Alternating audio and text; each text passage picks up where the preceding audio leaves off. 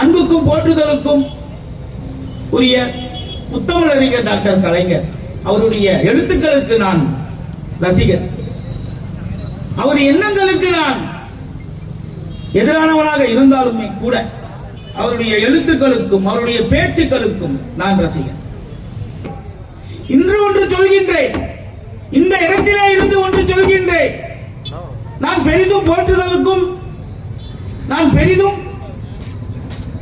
மதிக்கின்ற என்னுடைய கழகத்தினுடைய பொதுச் செயலாளர் மீது ஆணையாக, கழகத்தினுடைய தலைவர் தளபதியார் அவர்களின் மீது ஆணையாக சத்தியமிட்டு அறுதிட்டு கூறுகின்றேன், இனி தமிழக வரலாற்றிலேயே திராவிட முன்னேற்ற கழகம் என்கின்ற அந்த ஒரு கட்சி ஆட்சியில் அமர்ந்து விட்டால் நான் என்னுடைய பொது வாழ்க்கையில் இருந்து விலகிவிடுகிறேன். வாய்ப்பில்லை ராஜா, வாய்ப்பில்லை. எப்படி நான் 1 ஆண்டுகளுக்கு முன் 2 ஆண்டுகளுக்கு முன் நாம் ஆட்சியை அமைப்போம் தனித்து நின்றே என்று நான் சொன்னேனோ, இதை நான் தளபதியிடமும் சொல்லி இருக்கின்றேன், பொதுச் செயலாளரிடமும் சொல்லி இருக்கின்றேன்.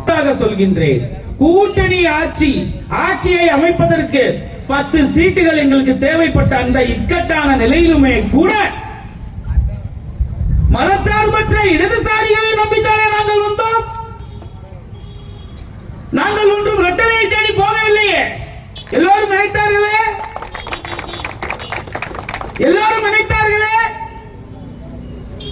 நிலவும் சூரியனும் ஒன்றிலேயே பார்த்தார்களே. நடந்ததா சூழ்ச்சி புரிந்ததா? தேர்தல் நடந்தது, பிரச்சாரம் நடந்தது, நிறைய ஏற்ற இறக்கங்கள், அரசியலுக்கே உரிய பல இன்னல்களை நான் அனுபவித்தேன். எங்கள் உறவினர்களிடமோ நண்பர்களிடமோ எந்த யாரிடமும் கையேந்தல்.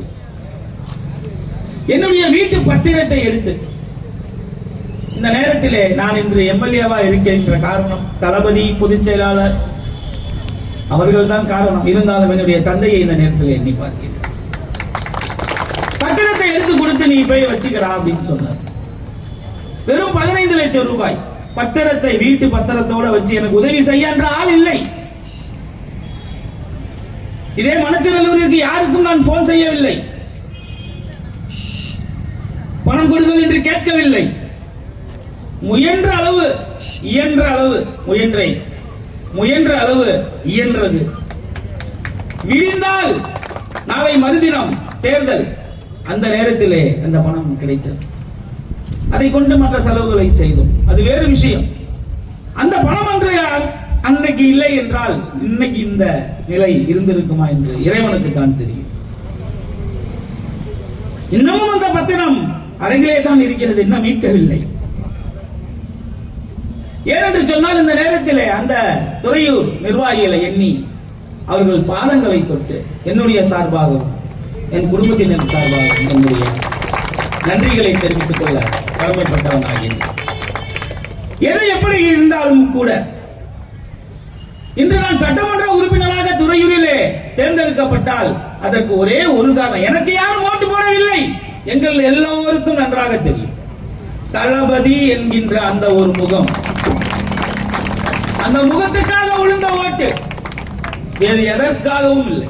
பிளே ஸ்டோர் மற்றும் ஆப் ஸ்டோரில் இருந்து பாலிமர் செயலியை QR கோடு மூலம் பதிவிறக்கம் செய்யுங்கள். செய்திகளை உடனுக்குடன் பெறுங்கள்.